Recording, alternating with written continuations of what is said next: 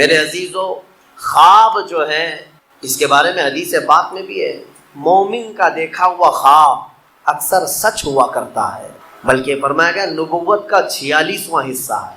مطلب یہ ہے کہ سچائی ہوا کرتی ہے، اور اللہ تبارک و تعالیٰ جب اپنے مومن بندوں کو کسی بات سے الرٹ کرنا چاہتا ہے تو خوابوں کے ذریعے سے انہیں پیغام دیتا ہے۔ لیکن خوابوں کی تعبیر جاننا یہ ہر کس و ناکس کا کام نہیں ہے۔ اہل غیر نتھو کھیرے خوابوں کی تعبیر نہیں بتا سکتے۔ خوابوں کی تعبیر ایک علم ہے باضابطہ، اس کے لیے بہت ساری چیزوں کا جاننا ضروری ہے، اور خواب دیکھے ہو تو ہر کسی سے بیان بھی مت کرو۔ فرمایا گیا کہ اس سے بیان کرو جو خوابوں کی تعبیر کا علم رکھتا ہے، عالم دین ہے یا عالم باعمل ہے، اس کے پاس تم اپنے خواب بیان کر سکتے ہو۔ ہر ایک کے سامنے خواب بیان کرنا بھی نہیں چاہیے، مومنوں کو کہا گیا ہے۔ یہاں بیچ میں رک کر کے میں اتنی بات کہہ دوں، یہ ضروری نہیں کہ جو کچھ بھی دیکھا جائے وہی چیز نظر آئے، ہر چیز کا کچھ الگ الگ معنی ہوتا ہے۔ حضرت محمد بن سیرین رضی اللہ تعالیٰ مشہور تابعی ہیں، خوابوں کی تعبیر کے امام ہیں۔ آپ سے پوچھا گیا خواب میں اذان دیتے ہوئے دیکھے تو کیا ہے؟ اذان دیتے ہوئے اگر دیکھا تو اس کی تعبیر کیا ہوگی، اس کا معنی کیا ہو سکتا ہے؟ توجہ چاہتا ہوں میں، صرف جھٹ سے ایسے ہی تعبیر نہیں بتا دی جائے گی کہ اذان دیتے ہوئے دیکھے ہاں اس کا معنی یہ۔ پہلے یہ دیکھا جائے گا کہ دیکھنے والا کون ہے۔ خواب دیکھنے والے کے اوپر ڈیپینڈ کرتا ہے، دیکھنے والا کیسا ہے۔ تو دو تعبیریں آتی ہیں اس کی۔ اگر دیکھنے والا شریف آدمی ہے، نیک آدمی ہے، تو اس کا مطلب یہ ہے کہ عنقریب وہ حج پر جائے گا۔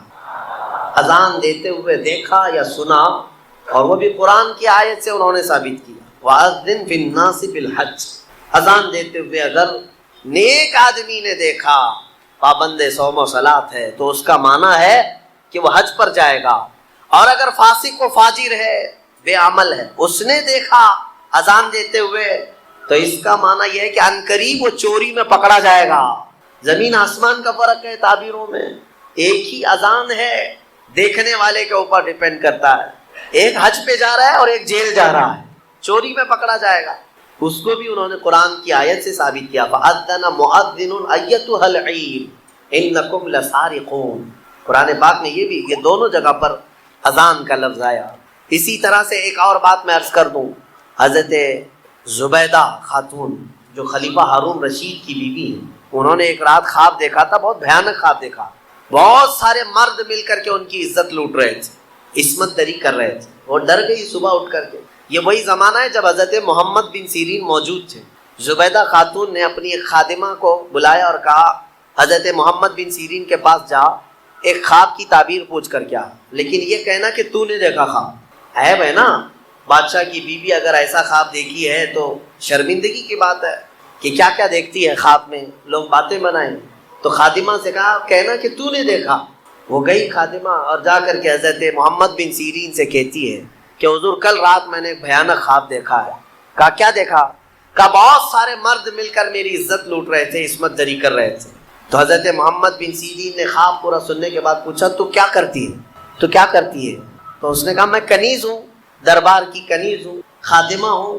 حضرت محمد بن سیرین ہنسنے لگے، کہا تیری حیثیت ہی نہیں، تو یہ خواب دیکھ ہی نہیں سکتی، تو نے نہیں دیکھا یہ خواب، جھوٹ بول رہی ہے، جھوٹ بول رہی ہے۔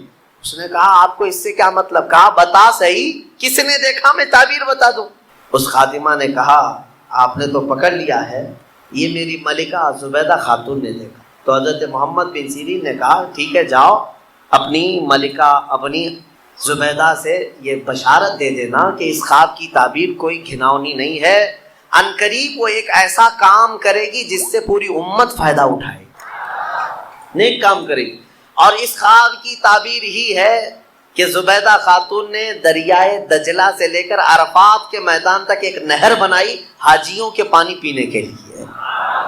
ہاں، ایک نہر زبیدہ خاتون نے اپنے پیسوں سے بنوائی تھی۔ حاجی عرفات کے میدان میں بڑے پیاسے ہوتے تھے، وہاں پانی کا انتظام نہیں، تو اس نے پانی کا انتظام کروایا، اور وہ نہر زبیدہ کی باقیات اور آثار آج بھی موجود ہیں مکہ میں، آج بھی ہیں۔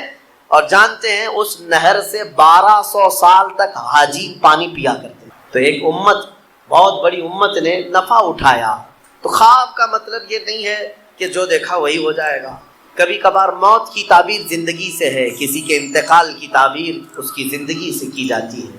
میں آپ کو بتاؤں، قرآن کی اگر اللہ نے حفاظت کے طریقے جو رکھے ہیں، اللہ اکبر، بہت الگ انداز کے ہیں۔ شاید دنیا میں کوئی کتاب ایسی نہیں ہوگی جس کے سورے گنے گئے ہوں، جس کے پارے گنے گئے ہوں، جس کے رکوع گنے گئے ہوں۔ قرآن کو پوری طرح سے بند کر کے رکھا گیا ہے۔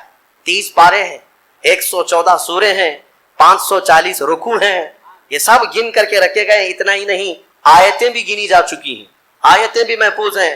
پورے قرآن پاک میں 6600 جو سمتھنگ آیتیں ہیں، سب محفوظ ہیں۔ یہ تو ہو گیا پارے، سورے، رکوع اور آیتیں، حتیٰ کہ محققین نے حروف بھی گن کے رکھے ہیں۔ حروف تو چھوڑیں، جتنے زبر آئے وہ بھی گنے جا چکے ہیں، زیر کتنے آئے وہ بھی گنے جا چکے ہیں، پیش کتنے ہیں وہ بھی گنے جا چکے ہیں۔ یہ سب ہونے کے بعد پورے قرآن میں نقطے کتنے ہیں یہ بھی گنے جا چکے ہیں۔ اب اور مجھے بتاؤ، کوئی اور کتاب لا کر دکھاؤ جس کی حفاظت کا اتنا اہتمام کیا گیا ہو۔ کوئی ہے کتاب اتنا اہتمام کیا گیا ہو کہ اس کی ایک ایک ذرے کو محفوظ رکھا گیا ہو؟ اتنے احترام کے ساتھ اور اہتمام کے ساتھ قرآن کی حفاظت کی گئی ہے۔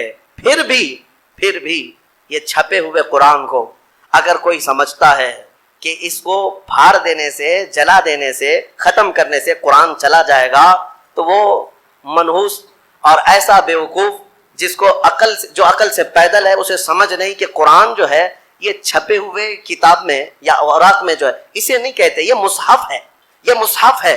قرآن علم الہی کا نام ہے، اللہ کے علم کا نام ہے قرآن۔ اگر تم مٹا سکتے ہو تو پھر مٹا کر دکھاؤ۔ وہ اللہ کے علم کو قرآن کہتے ہیں۔ اب آؤ، دنیا کی شاید ہوئی کوئی کتاب ہو، اور اس کا ایک ریکارڈ میں بتا دوں، اور ایک ریکارڈ جس نے اتنے چیلنج کیے ہوں اور کتاب میں اپنے زمانے سے لے کر آج تک وہ چیلنج برقرار ہوں اور اس کا جواب اب تک کوئی نہیں لا سکا ہو، کوئی اور کتاب نہیں، صرف قرآن۔ پہلا چیلنج اترتا ہے، قل ان کنتم فی ریب مما نزلنا علی عبدنا فأتوا بسورۃ من مثلہ۔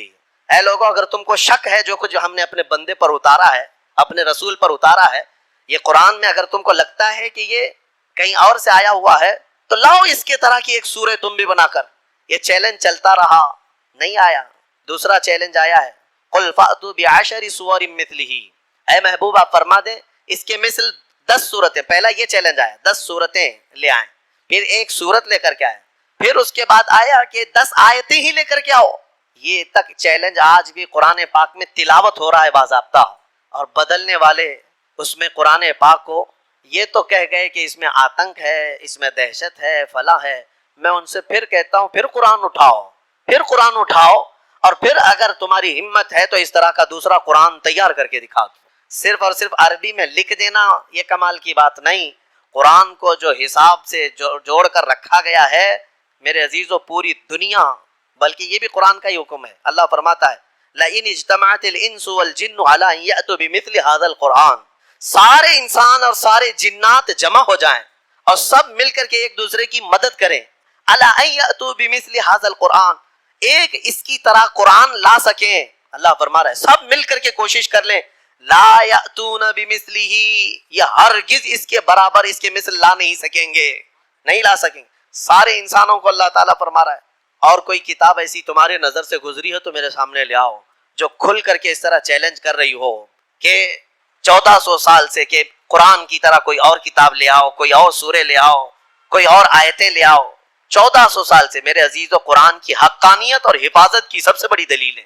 اور اس کے علاوہ قرآن پاک یہ معجز کلام ایسا ہے کہ اس میں غیب کی خبریں، ماضی کے اخبار، آنے والی حالتوں کے اخبار، ساری چیزیں بیان کی جا چکی ہیں۔ اور مولا فرماتا ہے وَلَا رَطْبٍ وَلَا يَابِسٍ إِلَّا فِي كِتَابٍ مُبِينٍ، نہ کوئی خشک چیز نہ کوئی تر چیز رہ گئی، کوئی چیز باقی نہیں رہی جس کو ہم نے قرآن میں بیان نہ کیا ہو۔ آج ہی ہم نے تلاوت بھی کیا ہے، آج کے 14ویں پارے میں اللہ تعالیٰ نے فرمایا وَنَزَّلْنَا عَلَيْكَ الْقُرْآنَ تِبْيَانًا لِكُلِّ شَيْءٍ، ہم نے ہر چیز کا واضح بیان قرآن میں اتار دیا۔ اس کتاب میں ہم نے واضح بیان کر دیا ہے۔ حضرت عبداللہ ابن عباس رضی اللہ تعالیٰ ایک مفسر بھی ہیں اور حضور صلی اللہ تعالیٰ علیہ وسلم کے چچا حضرت عباس کے بیٹے ہیں، حضور کی شاگردی میں قرآن پڑھا ہے۔ وہ کہتے ہیں کہ اگر میرے اونٹ کے گلے کی رسی بھی گم ہو جائے تو میں قرآن سے ڈھونڈ لوں گا، اتنا علم ان کے پاس تھا۔ میرے عزیزو، اونٹ کی رسی اور قرآن کا کیا تعلق ہے؟ لیکن ان کے کہنے کا مطلب یہی ہے کہ دنیا کی کوئی بھی چیز تم لے آؤ میں اس کو قرآن سے حل کر کے دکھاؤں گا. قرآن تمام علوم کا خزینہ ہے اور اللہ تبارک و تعالیٰ اس کی حفاظت کا ضامن ہے. کچھ نہیں ہوگا قرآن پاک، کچھ نہیں ہوگا. آج کے زمانے میں ہم نے ایک حادثہ دیکھا. دلی میں بیٹھ کر وسیم رافضی نام کا ایک ملعون نطفہ ناپلید جو دوسروں کی جھولی میں پلتا رہا، دوسروں کے فضلے کھاتا رہا، اور کسی اور کا پالا ہوا بندہ اٹھ کر کے اچانک قرآن پر حملے کرنے لگا کہ میں قرآن کو بدل دیتا ہوں اور دوسرا قرآن لے آتا ہوں. دوسرا قرآن مطلب 26 آیتیں نکال کر کے، جو قرآن کی اصل آیتیں وہ نکال کر کے حذف کر کے ایک نیا قرآن لے آؤں گا. کتنے دن چلا اس کا قرآن؟ ابھی تو ہم بھی زندہ ہیں، ہماری نسلوں کی تو بات چھوڑو. کہاں گئے صاحب جو چیلنج کر رہے تھے قرآن نیا لائیں گے سب کو؟ مدرسوں میں اس خبیث نے قرآن بھیجا تھا ایڈریس پہ، کئی مدرسوں میں پارسل بھیجا تھا کہ یہ قرآن اب پڑھایا کیجیے. جرأت اور ہمت دیکھیں. ابھی انجام آنا باقی ہے میرے عزیزو. جب کسی نے قرآن کو بدلنے کی کوشش کی ہے، مولا پوری اس کی ذات کو بدل دی، اس کی پوری حیثیت کو بدل کر رکھا. ہاں ابھی انجام دیکھنا باقی ہے. آپ انشاءاللہ اپنی آنکھوں سے دیکھیں گے رب ذوالجلال کی پکڑ کیسی آتی ہے. کیونکہ میرے گھر کے ساتھ چھیڑ چھاڑ کر رہے ہو الگ بات ہے، میرے کپڑے کے ساتھ چھیڑ چھاڑ کر رہے ہو الگ بات ہے، لیکن مولا نے جس کے بارے میں وعدہ کیا کہ ہم نے قرآن کو اتارا اور ہم ہی اس کی حفاظت کریں گے، اور تم اس کے علم کے ساتھ چھیڑ چھاڑ کرو، اب پھر اللہ سے جنگ کرو، پھر اللہ سے جنگ کرنے کا انجام وہ خود بھگتیں گے. لیکن مسلمانوں سے میں یہ کہنا چاہوں گا، ہمیں قرآن پاک کے ضائع ہونے کا بالکل خوف نہیں ہے، ضائع ہونے کا خوف نہیں ہے. انشاءاللہ یہ صبح قیامت تک باقی رہے گا. لیکن میرے عزیزو تم پر کہیں ایسی مصیبتیں نہ آئیں کہ قرآن تم سے روٹھ جائے، قرآن تم سے دور ہو جائے. ہاں یہ بھی ہو سکتا ہے، کئی قوموں میں ایسا دیکھا گیا ہے کہ قرآن ان سے دور ہو گیا، تو یہ تمہارے لیے نحوست ہے، یہ تمہارے لیے بربادی ہے. وہ زمانے میں معزز تھے مسلمان ہو کر، وہ زمانے میں معزز تھے مسلمان ہو کر، اور آج ہم خار ہوئے تاریخ قرآن ہو کر. قرآن کو چھوڑ کر کے ہی ہم آج خار ہیں، ذلیل ہیں. قرآن ایک محکم کتاب. آج میں آپ کو بتاؤں ایک فخر کی بات، آپ مسلمان ہیں، آپ اگر کسی کے ہاں بحث میں آ گئے، کوئی اگر آپ کو پکڑ کر کہنے لگے تیرے دین کی حقانیت کی کیا دلیل ہے، تیرا دین حق ہے، مذہب اسلام سچا ہے، کیا دلیل ہے؟ اللہ ایک ہے تم بولو، یہ تمہارا عقیدہ ہے، تیرا فیتھ ہے. محمد صلی اللہ علیہ وسلم دنیا کے سب سے اعلیٰ اور اشرف انسان ہیں. سامنے والے کہے گا یہ تیرا عقیدہ ہے، تیرا فیتھ ہے. کرنٹ فی زمانہ مجھے کوئی ایسی دلیل دے دے جس کو میں سمجھ سکوں کہ تیرا دین سچا ہے. میرے عزیزوں سچ بتاؤں تمہارے سامنے پیش کرنے کے لیے بڑے بڑے واقعات، بڑی بڑی کہانیاں، بڑی بڑی روایتیں، یہ سب نہیں، بلکہ صرف اور صرف تم قرآن پیش کر کے چیلنج کر سکتے ہو میرے دین کی حقانیت کی سب سے بڑی دلیل یہ جو آج تک محفوظ ہے.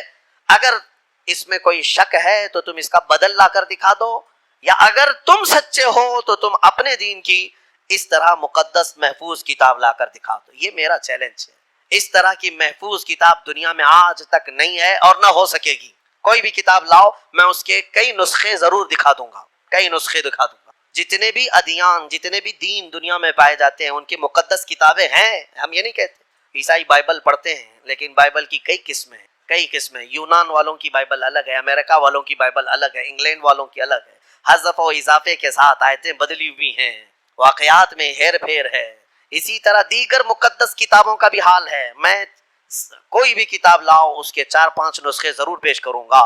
اور پھر میرا یہ چیلنج ہے، تم قرآن امریکہ میں اٹھاؤ یا ہندوستان میں اٹھاؤ، افریقہ میں اٹھاؤ یا عرب میں اٹھاؤ، ہر جگہ تمہیں قرآن وہی ملے گا جو الحمدللہ سے شروع ہوتا ہے اور والناس پہ ختم ہوتا ہے. الحمدللہ. یہ قرآن کی حقانیت کہ اس کے اچھا آپ کیا سمجھتے ہیں، اس کے دشمن نہیں رہے، اس کو ختم کرنے کی کوششیں نہیں ہوئی؟ بہت کچھ کر چکے، لیکن کیا کر سکتے ہیں؟ آسمان کو کب کون نیچے لا سکتا ہے؟ آسمان کو نیچے کچھ دشمن ہوتے ہیں. سنا ہے کہ کتا چاند کا دشمن ہوتا ہے. ہاں ہم نے سنا ہے، پتہ نہیں کیوں دشمنی کرتا ہے، کیونکہ 14ویں رات کو چاند کو دیکھ کر وہ بھونکنے لگ جاتا ہے، چاند کی طرف دیکھ کر کے بھونکتا ہے، اور شاید سوچتا بھی ہوگا کسی طرح اس کو نیچے گرا دوں بھونک بھونک کر کے، لیکن اس کے بس میں نہیں ہے، اس کی طاقت میں نہیں ہے. اس طرح بہت سارے آج کتے بھونکتے ہیں اسلام کی اس چکا چوند روشنی کو دیکھ کر، لیکن ان کے بس میں نہیں ہے اس کو زمین پر لا سکیں، قرآن کو زیر کر سکیں یا اسلام کو ختم کر سکیں. ہاں بس اتنا ہے کہ اپنے گوفے میں بیٹھ کر تھوڑی دیر بھونکتے رہیں اور گلا خراب ہو جائے تو خاموش ہو جائیں، بس اتنا ہو سکتا ہے.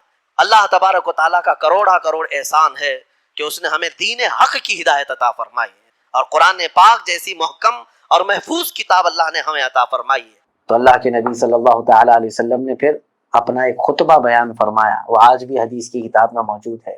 انصار سے کہا، اے انصار، کیا تم اس بات کا اقرار نہیں کرتے کہ تم سب گمراہ تھے اور اللہ تعالیٰ نے میرے ذریعے تمہیں ہدایت عطا کی؟ ایمان کی دولت اللہ نے تمہیں میرے ذریعے عطا فرمائی۔ یہ تمام چیزیں حضور اکرم صلی اللہ علیہ وسلم نے ان کو بتایا۔ اس کے بعد اخیر میں انصار صحابہ کو جو بات فرمائی وہی چیز مجھے کہنا ہے۔ ارشاد فرماتے ہیں، میں نے ان کا دل رکھنے کے لیے کہ وہ ابھی اس میں سے کچھ نئے اسلام لائے ہوئے بھی تھے، ان کی دل جوئی کے لیے میں نے ان کو تھوڑا سا مال زیادہ دے دیا۔ اے انصار، کیا تم اس بات پر راضی نہیں ہو کہ لوگ دنیا کا مال لے جائیں اور تم اللہ اس کا رسول لے جاؤ؟ حضور صلی اللہ علیہ وسلم نے فرمایا، تمہارے ساتھ اللہ اور اس کا رسول ہیں۔ تو انصار صحابہ رونے لگ گئے اور بے اختیار روئے، یہاں تک کہ حضور صلی اللہ علیہ وسلم کی محبت میں پھوٹ پھوٹ کر رونے لگے۔ اور اس کے بعد انصار صحابہ نے کبھی زندگی بھر شکایت نہیں کی، کیونکہ میرے آقا صلی اللہ علیہ وسلم نے ان کو وہ اعزاز بخشا، وہ اعزاز، یہاں تک کہ حضور نے فرمایا کہ اگر سارے لوگ ایک وادی میں چلے جائیں اور انصار دوسری وادی میں ہوں تو میں اس وادی میں جاؤں گا جس میں انصار ہیں۔ اللہ کے نبی صلی اللہ علیہ وسلم نے یہ جو فرمایا، یہاں مجھے کہنا یہ ہے، قرآن میں جب اللہ نے اسی طرح فرمایا، یا ایھا النبی حسبک اللہ ومن اتبعک من المؤمنین، اے ایمان والو، اے نبی، آپ کے لیے اور آپ کے متبعین مومنین کے لیے اللہ کافی ہے۔ تو جب وہ فرما رہا ہے اللہ کافی ہے تو اسی پر توکل کریں، اسی پر یقین رکھیں، اور یقیناً وہ مدد کرتا ہے، کیونکہ اللہ رب العزت نے قرآن میں ہی یہ وعدہ فرمایا، وَكَانَ حَقًّا عَلَيْنَا نَصْرُ الْمُؤْمِنِينَ، ہم نے اپنے اوپر لازم کر لیا ہے کہ مومنین کی ہی مدد کریں گے۔ اللہ فرما رہا ہے اگر ہمارے دل میں یقین کامل ہو تو آج بھی مدد آتی ہے، لیکن ہم آس اسباب پر لگا کر کے بیٹھے ہوئے ہیں۔ بہت ساری ایسی چیزیں ہیں جو ہمارے مدد کرنے کی قابل بھی نہیں، جیسے کہ خلیفہ ہارون رشید حضرت بہلول دانا رحمۃ اللہ علیہ جو مجذوب تھے، ان سے ملاقات کیا اور اس کے بعد کچھ بات چیت ہوئی، کہا کہ بہلول اگر کوئی حاجت ہو آپ تو مجھے بتائیے۔ تو انہوں نے کہا نہیں، رہنے دو، تم اپنے راستے چلو، میں اپنے راستے۔ پھر وقت کے خلیفہ ہیں، حاکم وقت ہے، ہارون رشید نے کہا کچھ ہو تو آپ بتائیے۔ کہا کہ ہاں حاجت ہے، کیا تو میری حاجت پوری کرے گا؟ کہا آپ بتائیے۔ بہلول دانا نے کہا کہ مجھے یہ معلوم نہیں ہے کہ موت کب آئے گی، لیکن میں مرنا نہیں چاہتا، میری موت کو ٹال دیں، پہلی میری یہ حاجت۔ دوسری چیز یہ ہے کہ مجھے معلوم نہیں کہ کتنا رزق مجھے ملنے والا ہے، میں یہ چاہتا ہوں کہ میرے مرنے تک جتنا بھی رزق ملے وہ آج ہی مجھے سب مل جائے۔ خلیفہ ہارون رشید نے کہا نہ میں موت کو ٹال سکتا ہوں، نہ تمہاری زندگی بھر کا رزق دے سکتا ہوں، یہ میری بس میں نہیں ہے، آپ کیسا سوال کر رہے ہیں؟ تو بہلول دانا نے کہا جب تیرے اختیار میں یہ چیزیں ہے ہی نہیں، تو خود محتاج ہے، میں اس سے مانگتا ہوں جو مختار ہے۔ جو رب تبارک و تعالیٰ تجھے بھی اور مجھے بھی رزق دے رہا ہے، جو تجھے اور مجھے بھی حیات و ممات دیتا ہے، میں اس سے مانگتا ہوں، یہ توکل ہے۔ اسی طرح ایک بار حاتم اصم ایک بڑے بزرگ ہے، اپنی بیوی کو کہا کہ میں اب جا رہا ہوں، 2 سال تک کے لیے نہیں آؤں گا۔ وہ رخصت ہو گئے۔ اس وقت ان کی شریک حیات وہ بھی صالحات تھیں، چلے گئے تو دوسرے دن پڑوس کی عورتیں آئی، کہا سنا ہم نے کہ حاتم اصم تمہارے شوہر چلے گئے، چھوڑ کر کے چلے گئے۔ کہا ہاں گئے ہیں، وہ اللہ کی راہ میں گئے ہیں۔ کہا تو کچھ راشن پانی کچھ گھر کے لیے چھوڑ گئے کہ نہیں گئے؟ 2 سال تجھے ایسے ہی چھوڑ گئے۔ ان کی وفا شعار خاتون توکل کے کس درجے پر تھیں، وہ یہ کہنے لگی حاتم اصم وہ خود رزق کے لیے محتاج ہے، وہ مجھے کیا رزق دے؟ وہ خود رزق کے لیے محتاج ہے، وہ مجھے کہاں سے رزق دے گا؟ مجھے انہوں نے رزق کے بھروسے نہیں چھوڑا، رزاق کے بھروسے چھوڑا ہے، جو ان کو بھی کھلائے گا مجھے بھی کھلائے گا۔ عزیزان گرامی، یہ اولیاء کاملین کی باتیں ہیں۔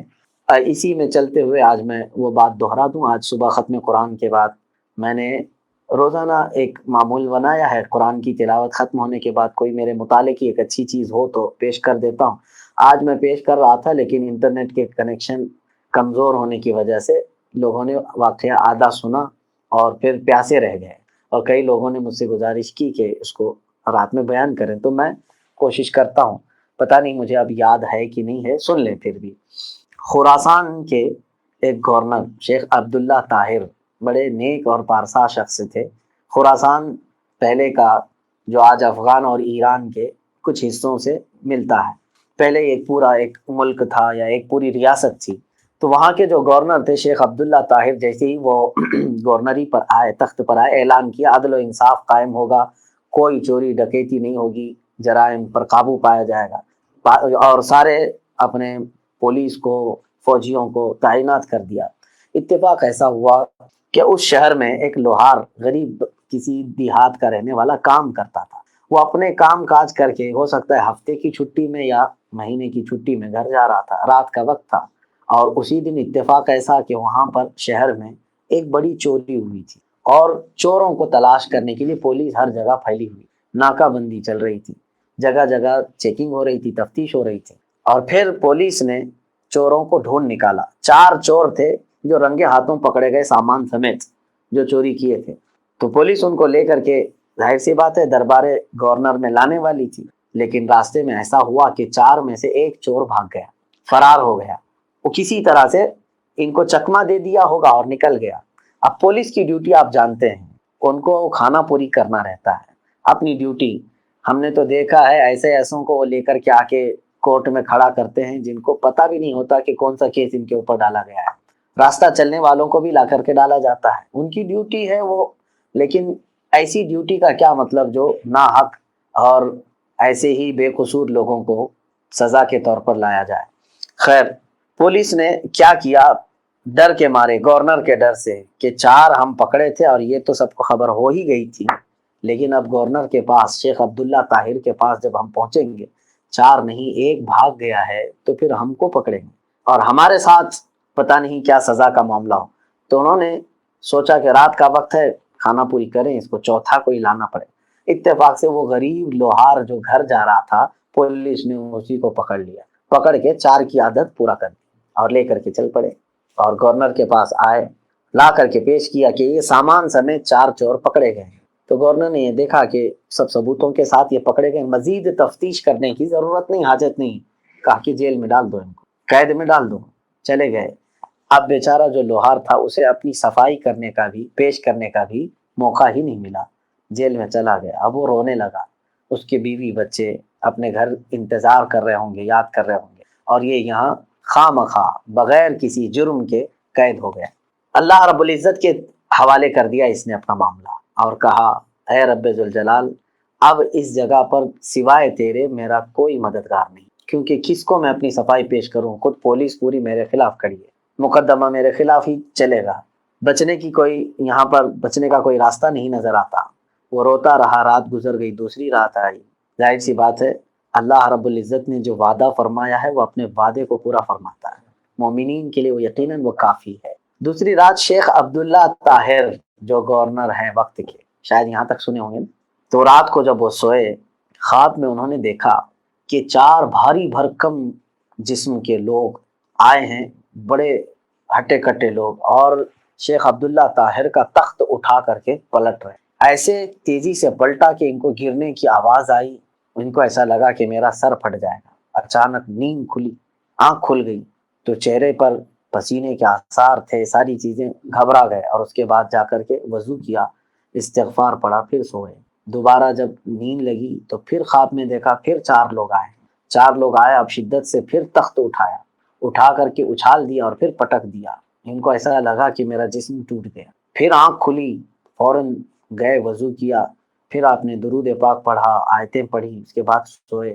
تیسری بار نیند لگی، پھر وہ 4 لوگ آئے، تخت کو اٹھایا، 3 بار ہوا، اور پھر جیسی پٹ کے آنکھ کھولی، آپ نے اس کے بعد وضو کر کے مصلی بچھایا، نمازیں پڑھی، دعا کیا، بہت ساری چیزیں، اس کے بعد سوئے۔ تو چوتھی بار پھر وہی خواب آیا، ایک رات میں 4 مرتبہ سیم خواب آنا۔ 4 لوگ آ رہے ہیں، تخت اٹھا رہے ہیں شیخ عبداللہ طاہر کا، کس کا؟ جو گورنر ہے، جو حاکم وقت ہے، پلٹ رہے ہیں، اور ان کو ایسا لگتا ہے کہ میں ابھی ٹوٹ کر کے بکھر جاؤں گا، ہڈی پسلی سب ٹوٹ جائے گی۔ چوتھی مرتبہ اٹھنے کے بعد پھر آپ بستر پر نہیں سوئے، آپ کو بے قراری ہو گئی، بے چینی ہو گئی۔ اس کے بعد ان کو ایسا لگا کہ کچھ تو غلط ہوا ہے جو مجھے اس طرح کے خواب آ رہے ہیں، کچھ تو ہوا ہے۔ دن بھر کا انہوں نے حساب دیکھا کہ آج عدالت میں کچھ ہوا یا کسی کے ساتھ کوئی معاملہ۔ آخر میں یہ جو کل قید ہوئے تھے 4 چور، ان کے بارے میں ان کو تفصیلات نہیں معلوم تھی۔ جیلر کو بلایا، جو جلاد ہیں، قید کرنے والے، کہا کہ کل جو 4 چور لائے گئے ہیں ان کا کیا حال ہے؟ کہا کہ حضور وہ چوری میں پکڑے گئے تھے فلاں فلاں۔ کہا کیا وہ سب کے سب مجرم ہیں؟ تو جیلر نے کہا یہ تو میں نہیں کہتا، لیکن اس میں سے ایک بندہ ایسا ہے کہ وہ رات بھر نماز پڑھتا ہے، رات بھر، اور دل سوز دعائیں کرتا ہے، رقت انگیز دعائیں کرتا ہے، صبح تک وہ اسی طرح عبادت میں رہتا ہے، جس کی وجہ سے میں بھی نہیں سو پاتا۔ میں اگر آرام کرنا چاہوں تھوڑی دیر کے لیے تو نہیں سو پاتا، اس کی دعائیں ہوتی ہیں۔ شیخ عبداللہ طاہر نے کہا کہ اس کو بلواؤ جیل سے۔ جیل کا دروازہ کھول کر کے بلایا گیا تو وہی لوہار تھا جو بے قصور گرفتار ہوا تھا۔ وہ آیا، شیخ عبداللہ طاہر نے پوچھا کہ تیرا کیا معاملہ ہے؟ کہا کہ حضور میں اپنی صفائی دینا چاہتا تھا مگر مجھے موقع ہی نہیں دیا گیا۔ میں بے قصور آدمی ہوں، میں لوہار ہوں اور غریب بستی میں رہتا ہوں، دن بھر کمائی کرتا ہوں یہاں پر، اور آج کئی دن کے بعد اپنی آمدنی لے کر کے میں اپنے وطن لوٹ رہا تھا، بیوی بچوں کے لیے کچھ چیزیں لے کر کے، لیکن آپ کی پولیس نے بیچ راستے سے مجھے دھر لیا، پکڑ لیا اور ان چوروں کے ساتھ مجھے ملا کر کے لے آئے۔ تو شیخ عبداللہ طاہر کو یقین ہو گیا کہ یہ بندہ بے قصور ہے۔ پولیس کو بلا کر کے پوچھنے کے بعد، ان کو ڈانٹ ڈپٹ کرنے کے بعد پتہ چلا کہ ایک بھاگ گیا تھا اور اس کو چوتھے نمبر پر ان لوگوں نے شامل کر لیا۔ ان کو بہت ندامت ہوئی، شرمندگی ہوئی۔ گورنر کو، حاکم وقت کو رونے لگے اور اس کے بعد کہا کہ میری آپ سے 3 حاجتیں ہیں۔ کون کہا؟ حاکم وقت شیخ عبداللہ نے۔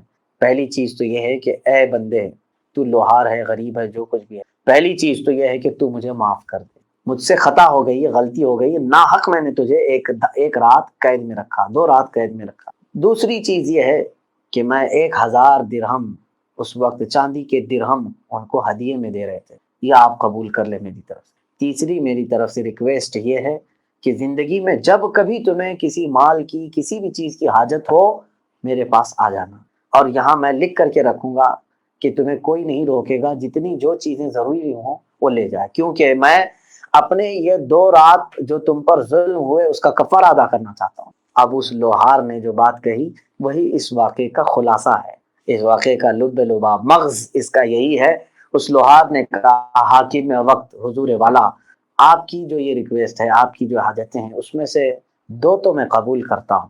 پہلی چیز آپ نے کہا معاف کر دیں، میں نے معاف کر دیا آپ کو، کیونکہ خطأً ہوا ہے، سہون ہوا ہے، جان بوجھ کر کے آپ نے نہیں کیا تھا، میں نے معاف کر دیا۔ دوسری چیز آپ نے 1000 درہم مجھے نظر کرنے کی بات کی ہے، میں وہ بھی قبول کر لوں گا، کیونکہ ہدیہ ہے، میری حاجت ہے، آپ مجھے دے رہے ہیں، میں قبول کر لوں گا خوشی سے۔ لیکن تیسری بات آپ نے جو کہا کہ جب جب ضرورت ہو میرے پاس آنا، مجھے یہ منظور نہیں۔ تو حاکم وقت نے کہا کہ اس میں کون سی قباحت ہے؟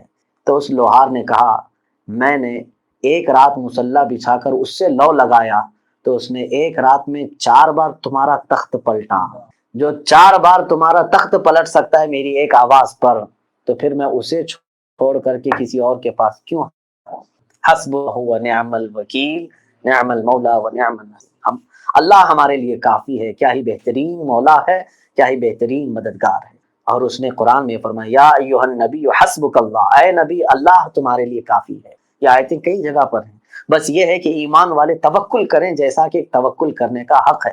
یہاں تک کہ میرے آقا صلی اللہ علیہ وسلم نے فرمایا اگر پرندوں جیسا یقین اور توکل تمہارے اندر آ جائے، پرندے جس طرح سے اللہ پر بھروسہ رکھتے ہیں، حدیث میں یوں اللہ کے حبیب صلی اللہ علیہ وسلم فرماتے ہیں لو توکلتم علی اللہ، یعنی اگر تم اللہ پر بھروسہ کرتے ہو جیسے کہ طیور پرندے کرتے ہیں۔ کیوں پرندوں کی بات حضور نے فرمائی؟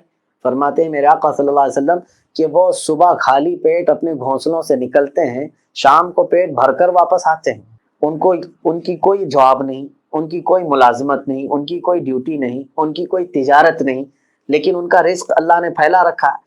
صبح خالی پیٹ جاتے ہیں، شام میں خالی پیٹ بھر کر واپس آتے ہیں۔ میرے آقا صلی اللہ علیہ وسلم فرماتے ہیں اگر پرندوں جیسا بھی تمہارے اندر توکل آ جائے تو تم صبح خالی پیٹ نکلو گے، اللہ شام میں تمہیں پیٹ بھر کر واپس پلٹائے گا۔ اور دوسری بات امام جعفر صادق رضی اللہ تعالیٰ عنہ فرماتے ہیں اس پرندے کو دیکھ کر کے میں نے توکل سیکھا اللہ کی ذات پر۔ کہا کیسے؟ میں نے دیکھا ایک تار پر، تار لگے رہتے ہیں یا رسی ہے، وائر ابھی کے زمانے میں ہے، پہلے رسی وغیرہ ہوگی یا کوئی تار لگایا گیا ہوگا۔ سیدنا امام جعفر صادق رضی اللہ تعالیٰ عنہ سے یہ روایت ہے، فرماتے میں نے دیکھا ایک کوے کو اور کسی کبوتر کو تار پر بیٹھا ہے، پوری رات سوتا رہا۔ رات کہاں سوتے ہیں پرندے؟ کسی ڈال پر، کسی شاخ پر، کسی تار پر۔ تو سیدنا امام جعفر صادق رضی اللہ تعالیٰ عنہ فرماتے ہیں، اے بندے، کیا تو ایسی دیوار پر کھڑا ہو کر کے سو سکے گا جس کے آس پاس کوئی سہارا نہیں، کہ جہاں تجھے جھپکی آئی، جہاں اونگ آئی، تم گر جاؤ گے، تم اپنے آپ کو سنبھال نہیں پاؤ گے، لیکن وہ پرندہ پوری رات سو جاتا ہے اس بنیاد پر کہ اسے یقین ہے اللہ اسے گرنے نہیں دیتا، رب تبارک و تعالیٰ اس کی حفاظت فرماتا ہے۔ یقیناً میرے عزیزوں، اللہ رب العزت کی ذات پر وہ توکل آئے تو وہ متوکلین کی صفت ہے۔ ہم میں سے ابھی اس درجے کو پہنچے ہوئے لوگ نہیں ہیں، اللہ کرے کہ ان کی خیرات ہمیں عطا فرمائے۔ بہت ساری آیتیں ہم نے تلاوت کی ہیں سورہ توبہ، جس میں یہ ایک ہی سورہ ایسی ہے قرآن عظیم میں جس کے شروع میں بسم اللہ نہیں پڑھا جاتا۔ اس کی کئی وجوہات بتائے جاتے ہیں۔ پہلی بات تو یہ ہے کہ بسم اللہ قرآن میں ہر جگہ لکھا ہوا ہے سورہ کے شروع میں، لیکن سورہ توبہ کے شروع میں بسم اللہ نہیں لکھا گیا ہے، اس لیے ہم وہاں بسم اللہ نہیں پڑھتے۔ لیکن اگر معنوی طور پر وجہ کیا ہے، بعض لوگ یہی پوچھتے بھی ہیں ہم سے سوال، اس لیے میں عرض کرتا ہوں، بسم اللہ جو ہے وہ آیت رحمت ہے۔ بسم اللہ الرحمن الرحیم، اللہ کے نام سے شروع جو نہایت مہربان رحمت والا، تو یہ رحمت والی آیت ہے بسم اللہ۔ اور سورہ توبہ میں جو آیتیں شروع ہو رہی ہیں وہ اللہ کے غضب کی آیتیں، جلال کی آیتیں۔ آیت رحمت اور آیت غضب مل نہ جائے، اس کی وجہ سے بسم اللہ کو وہاں پر نہیں پڑھا جاتا، بلکہ ڈائریکٹ وہ آیتیں شروع کی جاتی ہیں سورہ توبہ کی۔ اسی لیے آپ دیکھیں جانور کو جب ذبح کرتے ہیں تو کیا پڑھا جاتا ہے؟ بسم اللہ الرحمن الرحیم نہیں پڑھتے، کیا پڑھتے ہیں؟ بسم اللہ رحمان اور رحیم، یہ رحمت ہے نا، اور ہم ذبح کر رہے ہیں۔ ذبح کرنا ایک جلال والا کام ہے، اس کی گردن الگ ہو رہی، اس لیے ان جگہوں پر رحمت کا ذکر نہیں ہوتا، وہاں اکبر کا ذکر ہوتا ہے۔ اللہ کے نام سے شروع جو سب سے بلند و بالا ہے، سب سے بڑا ہے، رحمان و رحیم وہاں پر نہیں پڑھتے۔ تو اسی طرح سے آیات غضب یہاں سے شروع ہو رہی ہیں سورہ توبہ میں، جس کی وجہ سے یہاں بسم اللہ الرحمن الرحیم نہیں پڑھتے۔ لیکن اس میں بہت ساری آیتیں مشرکین کے لیے آئی ہیں۔ مشرک وہ ہیں جنہوں نے 2 خدا بنا لیے، 3 خدا بنا لیے، اب یہاں تو کروڑوں خدا بنائے ہوئے ہیں، یہ سب مشرکین ہیں۔ اللہ کی ذات میں یا اس کی صفت میں کسی دوسرے کو شریک ٹھہرانا یہ شرک ہے، اور شرک کرنے والے کو مشرک کہتے ہیں۔ اور اللہ فرما رہا ہے یا ایھا الذین آمنوا انما المشرکون نجس، اے ایمان والو مشرکین نجس ہیں، مشرکین نجس ہیں، فلا یقربوا المسجد الحرام بعد عامہم ھذا، آج کے بعد سے اللہ نے یہ آیت جب نازل فرمایا، آج کے بعد سے مشرکین جنہوں نے شرک کیا وہ مسجد حرام کے قریب نہ آئیں، اس لیے کہ وہ نجس ہیں۔ تو اس کا مطلب یہ ہوا کہ نجاست پیشاب پاخانے وغیرہ کی ہی نہیں ہوتی، نجاست کفر و شرک کی بھی ہوتی ہے، اس لیے کہ وہ بڑی نجاست ہے۔ دل اگر کسی کا نجس ہو گیا تو وہ بڑی نجاست ہے، کیونکہ وہ دل کو دھلنا مشکل ہے، اور جسم کے اوپر جو نجاست لگتی ہے یہ پانی سے دھلی جا سکتی ہے، اس لیے پیشاب پاخانہ اوپر لگا تو یہ نجاست دھلنے سے ختم ہو جائے گی، لیکن کفر و شرک کی نجاست دل کے اندر ہے تو وہ جلدی نہیں جاتی، وہ پانی سے دھل کر کے ختم نہیں کر سکتے۔